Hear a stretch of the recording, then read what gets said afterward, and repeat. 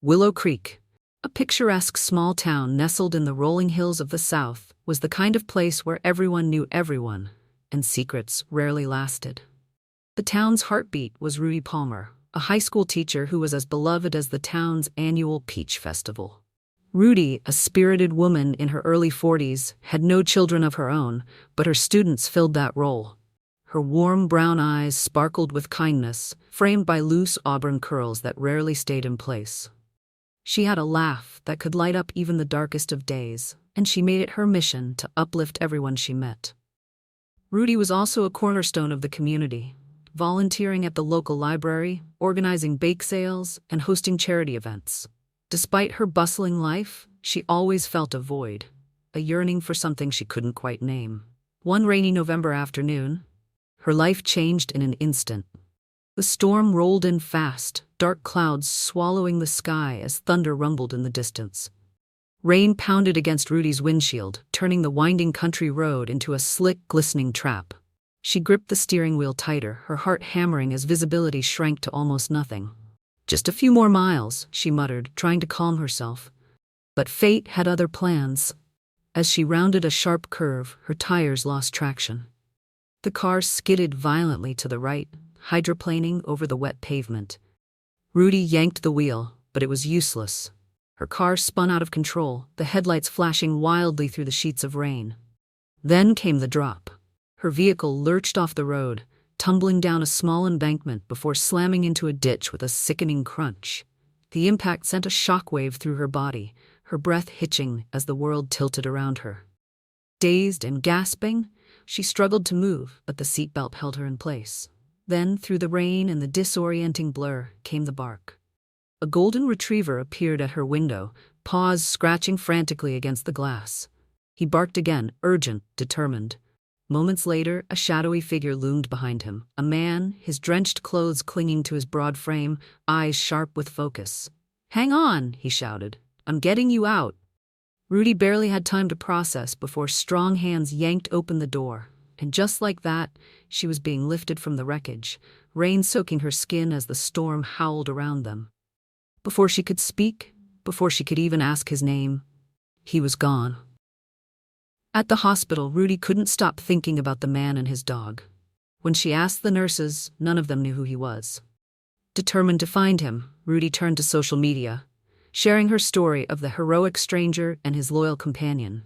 The post quickly went viral, but days passed with no leads. Meanwhile, Ben West, the man who had saved her, was staying with an old friend in Willow Creek. Ben had recently sold his tech company, seeking a break from the relentless pace of city life. His friend Carl, a councilman in Willow Creek, convinced him to visit, promising peace and quiet. Little did Ben know, his act of kindness was about to bring him into the spotlight. Rudy couldn't shake the thought of the man and his dog who had saved her. She replayed the moment in her mind. The way he had reached for her hand, his voice calm despite the storm, the loyalty in the golden retriever's eyes as he stood by her side. Yet when she asked about him at the hospital, no one knew who he was. The only clue she had was the dog's name, Mighty. Determined to find him, Rudy took to social media. She wrote a heartfelt post about the stranger who had saved her, describing his rugged appearance, the kindness in his eyes, and the devoted golden retriever who had been by his side. The post quickly gained traction, spreading through Willow Creek like wildfire. But days passed, and no one seemed to recognize the mystery man. At that very moment, Ben West was sitting on the porch of a cozy cabin on the outskirts of Willow Creek, sipping black coffee as Mighty lay at his feet. The sound of rustling leaves and distant birds was a stark contrast to the life Ben had left behind. Ben had spent the last 15 years building a tech company from the ground up. What had started as a small cybersecurity firm had grown into a multi-million-dollar enterprise. The long hours, board meetings, and high-stakes decisions had taken their toll, leaving him exhausted and disillusioned. So when the opportunity arose to sell the company, he took it, cashing out and stepping away from the corporate world. With no set plans, Ben had driven south, seeking quiet, reflection, and maybe a chance to figure out what was next. The only constant in his life was Mighty. Mighty had been a rescue dog, saved from a neglectful home when he was just a pup. Ben had adopted him on a whim, not realizing at the time that the scrappy golden retriever would become his most loyal companion. Over the years, Mighty had been by his side through sleepless nights, difficult decisions, and the loneliness that came with success.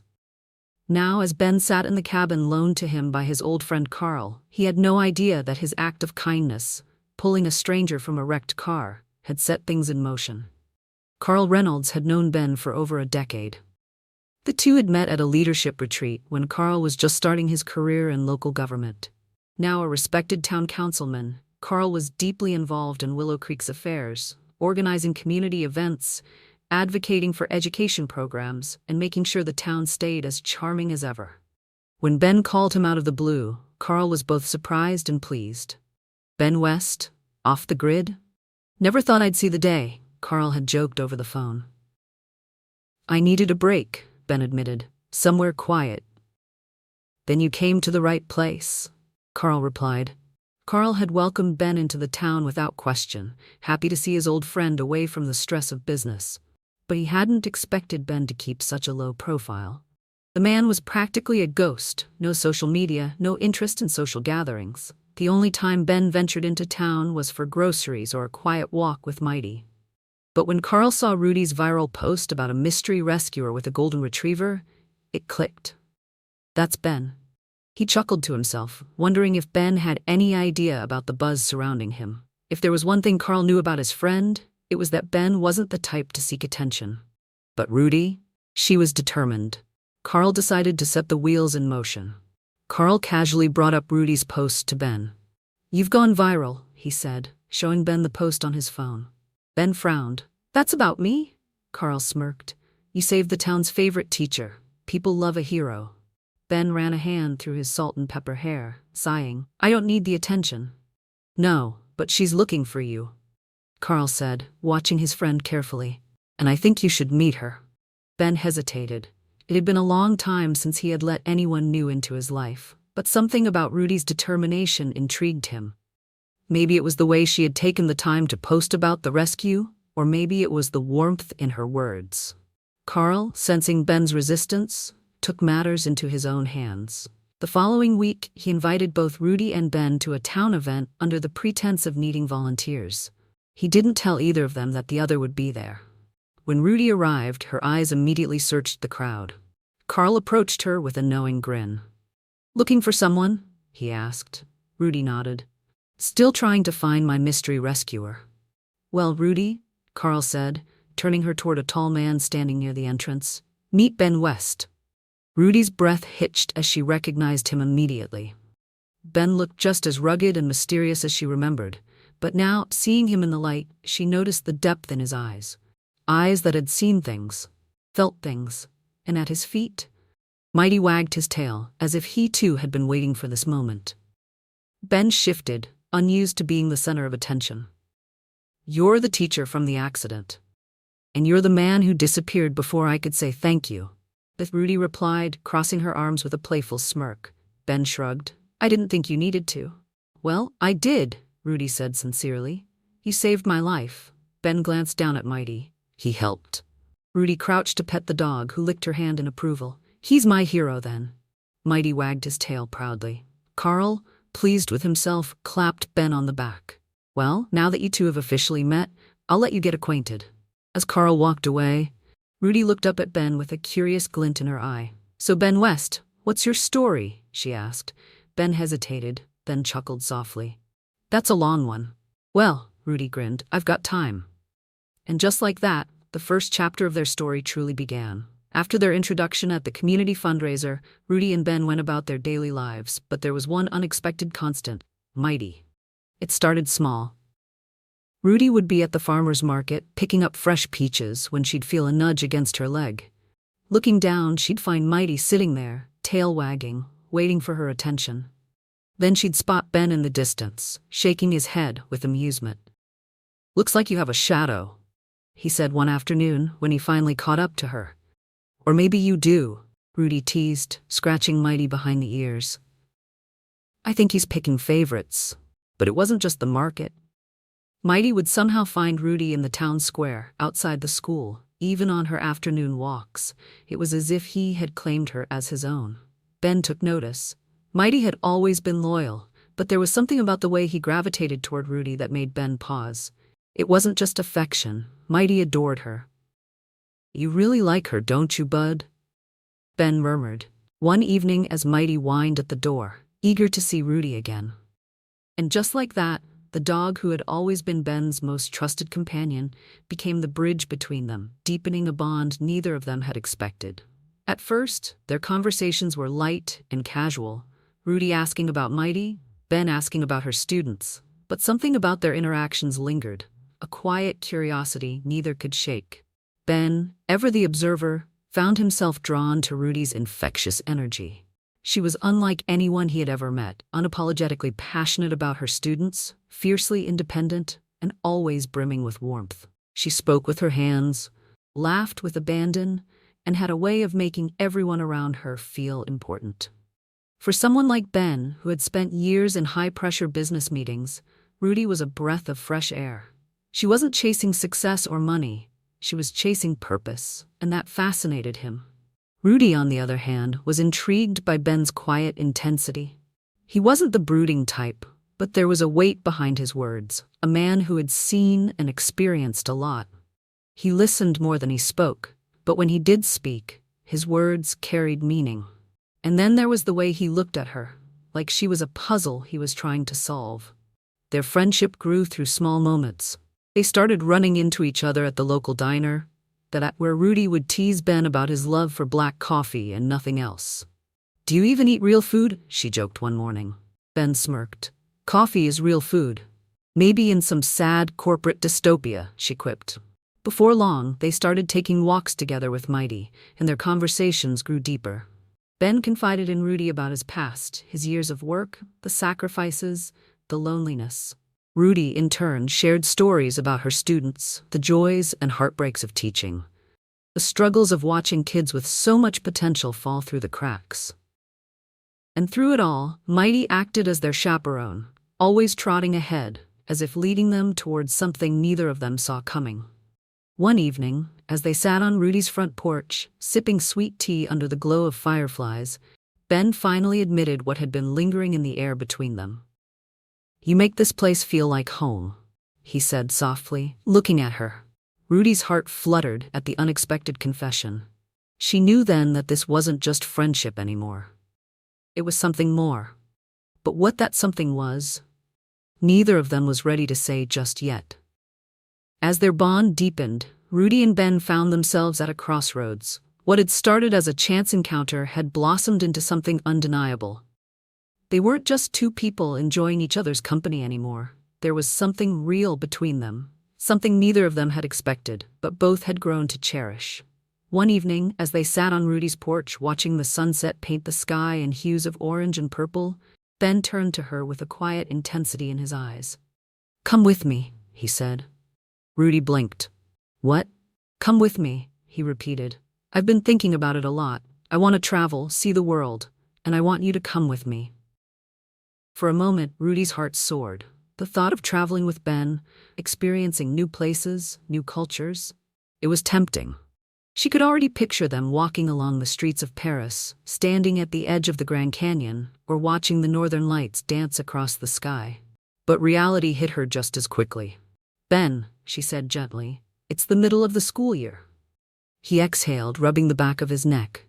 "I know, but you don't owe them your entire life, Rudy. You can take time for yourself." She shook her head. "It's not about owing them. It's about responsibility. These kids, they count on me. Some of them don't have anyone else believing in them." Ben sighed, nodding. He admired that about her. The way she put others first, the way she gave her heart so fully. But deep down, he had hoped she would say yes. Seeing the conflict in his eyes, Rudy reached for his hand. "Ben, this isn't forever. Finish planning your trip. Go. See the world, and if you come back." She smiled softly. "I'll be here." Ben studied her, his fingers tightening around hers. "And what if I don't come back?" Rudy took a deep breath. "Well, then I will be happy knowing you got to do something you always wanted." The words stung more than she expected. She didn't want to think about him not coming back. But she also knew she couldn't hold him back from something that meant so much to him. Ben sat with her for a long time, the crickets chirping in the background, Mighty curled up at their feet. Finally, he made a decision. "I'm not leaving just yet," he said. "I'll rent a place here for a while, spend more time in town, visit my family, see what this place has to offer before I make any big moves." Rudy smiled, relief washing over her. And so, Ben stayed. Just when life seemed perfect for Rudy and Ben, an unexpected shadow from Ben's past appeared in Willow Creek. Laura Matthews. Laura had been Ben's girlfriend years ago, back when he was still building his tech empire. She was beautiful, sharp, and ambitious, always drawn to power and wealth. Their relationship had ended in a whirlwind of arguments, largely due to Laura's relentless desire for status and luxury, things Ben had grown tired of chasing. He hadn't thought about her in years, until she suddenly showed up in town. Rumors spread quickly in Willow Creek. Laura had rented a place near the town square, claiming she was looking for a fresh start. But Rudy knew better. Laura wasn't here for a small-town life. She was here for Ben. Laura wasted no time making her presence known. She casually bumped into Ben at the cafe, flashing a perfectly polished smile. "Ben," she said smoothly, her voice dripping with nostalgia. "Imagine my surprise finding you here, of all places." Ben stiffened but remained polite. "Laura, didn't expect to see you here." She laughed, placing a delicate hand on his arm. "Neither did I, but fate has a funny way of bringing people back together, doesn't it?" Ben pulled his arm away subtly. "I'm actually with Rudy, and I care about her deeply. You being here doesn't change that." Laura's smile didn't waver. "Oh, I know," she said. "Small towns talk." Ben glared, his tone firm. "And I'm happy, really happy." Laura tilted her head, feigning innocence. "That's wonderful. I'd love to meet her." And just like that, she inserted herself into their lives. At first, Laura played nice. She showed up at community events, volunteering in ways that made her seem harmless. But Rudy knew better. She saw the way Laura lingered too long when talking to Ben, the way she found reasons to accidentally run into him. One afternoon, Rudy found Laura sitting at the same cafe where she and Ben often had coffee. As Rudy approached, Laura smiled, her expression smug. "Rudy, darling," she purred. "How nice to finally meet you. You must be something special to have Ben so smitten." Rudy crossed her arms, unfazed. "I am." Laura let out a fake laugh. "Confidence. I like that. But let's be honest, you and Ben come from very different worlds. Can you really keep up with him?" Rudy's expression remained calm. "I don't need to keep up with Ben. We walk together." Laura's smile faltered for a brief moment, but she quickly recovered. "Of course. I just hope you're ready for the kind of life he deserves." Rudy didn't take the bait. Instead, she leaned in, lowering her voice. "Ben and I built something real. And I'm not the kind of woman who runs at the first sign of trouble. So if you're here to play games, I suggest you rethink your strategy." Laura's eyes flickered with something unreadable, but she said nothing more. Despite Rudy's confidence, Laura continued her act. She started reminiscing with Ben about their old life, lavish parties, expensive vacations, rubbing shoulders with the elite. "You used to dream bigger, Ben," she cooed one evening when she bumped into him again. "Is this really enough for you?" But Ben saw through her. The more she talked, the more he realized that she hadn't changed. She wasn't here for him, she was here for his money. And Rudy? She had already found proof. Late one night, after growing suspicious, Rudy decided to dig into Laura's social media history. What she found was enough to end the charade. Old posts from Laura surfaced, posts mocking small-town life, ridiculing people who settle for mediocrity, and, most damning of all, posts from only months ago about her financial struggles, complete with bitter rants about how she should have married rich when she had the chance. Rudy didn't hesitate. The next day, she met Laura at the cafe, phone in hand. "You're quite the storyteller, Laura," Rudy said, sliding her phone across the table. "But your past has a way of catching up." Laura's face paled as she skimmed through the posts. Rudy leaned in. "Now you can leave quietly, or I can show these to Ben and the rest of Willow Creek. And trust me, this town doesn't take kindly to liars." Laura swallowed hard. "You wouldn't." Rudy arched a brow. "Try me."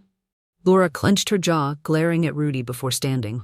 "This isn't over," she hissed. "Oh, it is," Rudy said smoothly, "because Ben's not for sale. Not to you. Not to anyone." And with that, Laura left town the next day, tail between her legs. When Rudy told Ben everything, he shook his head with a mix of disbelief and admiration. "You always knew, didn't you?" Rudy grinned. "I know when something's worth fighting for. And Ben, you are worth fighting for." Ben pulled her close, pressing a kiss to her forehead. "I never had a doubt about us, not even for a second." And with Laura gone, they moved forward, stronger than ever. Because love built on trust and resilience would always outlast greed and deception. As the school year came to an end, Rudy found herself staring at the walls of her classroom, now bare of the colorful student projects and motivational posters that had filled them all year. The familiar ache of saying goodbye to another group of students weighed on her. But this time, there was something else stirring inside her. A pull toward something new, something uncertain. Ben had stayed in Willow Creek longer than he intended, and in that time, they had grown even closer. Their late-night porch conversations had turned into stolen kisses. Their friendly walks with Mighty had become something deeper, something neither of them could deny. But the question of what came next still lingered. One evening, after the last bell had rung and summer had officially begun, Rudy found Ben waiting for her outside the school. Mighty sat at his feet, tail wagging as if he too knew something big was about to happen. Ben smiled at her, a glint of excitement in his eyes. "School's out," he said. "It is," Rudy agreed, eyeing him suspiciously. "Why do I feel like you have something up your sleeve?" Ben pulled 2 plane tickets from his jacket pocket and held them up. "Rome," he said. "First stop." Rudy's heart skipped a beat. You really want me to go with you?" "I've wanted that since the moment I asked you the first time," he said, "but I wanted you to come when you were ready." She hesitated for only a moment before a grin broke across her face. "Well, I guess it's time to pack." After nearly a year of adventure, traveling around the world, they finally returned to Willow Creek. But something was different. They weren't the same people who had left. Rudy returned to her classroom with a renewed sense of passion, her lessons infused with stories from their travels, inspiring her students to dream bigger. Ben, on the other hand, realized he didn't want to leave anymore. Traveling had been incredible, but it had also shown him something unexpected. He wanted a home. Not just a place to stay, but a place to belong. And that place, he realized, was wherever Rudy was. So, instead of moving on to his next adventure, he stayed. He and Mighty expanded their outreach program, using Mighty's presence to connect with troubled kids. It wasn't the life Ben had imagined for himself years ago, but it was a life that felt right. And on a warm summer evening, beneath the same firefly-lit sky where they had first confessed their feelings, Ben got down on one knee. "Marry me," he said simply. Rudy laughed, her heart swelling. "I thought you'd never ask." And just like that, their greatest adventure began. Not in Rome, not in Paris, not in any faraway land, but right there in the small town where it had all started.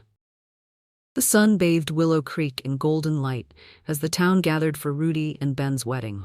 The ceremony took place in the town's botanical garden, where magnolias and wisteria bloomed in fragrant harmony. Soft instrumental music played in the background. A string quartet performed a delicate melody as guests took their seats. The wedding colors were warm and elegant: deep burgundy, soft blush, and hints of gold. The tables at the reception were adorned with rustic wooden centerpieces, cascading eucalyptus, and candles flickering in glass holders. The flower arrangements consisted of white roses, peonies, and baby's breath, adding a classic and timeless feel. Dinner was a southern feast: slow-cooked barbecue, buttery biscuits, creamy mashed potatoes, and fresh seasonal vegetables. Guests sipped on sweet tea, lavender lemonade, and vintage wine. The wedding cake was a 3-tiered masterpiece, adorned with fresh flowers and decorated with vanilla buttercream. Rudy wore a flowing lace gown with delicate floral embroidery, while Ben looked dashing in a tailored navy suit. As they danced under the stars, Mighty sat at their feet, the town's favorite witness to a love story worth celebrating. Hope you enjoyed this heartwarming love story by Green Tea Tales. Please like, share, and subscribe to our channel. Thank you.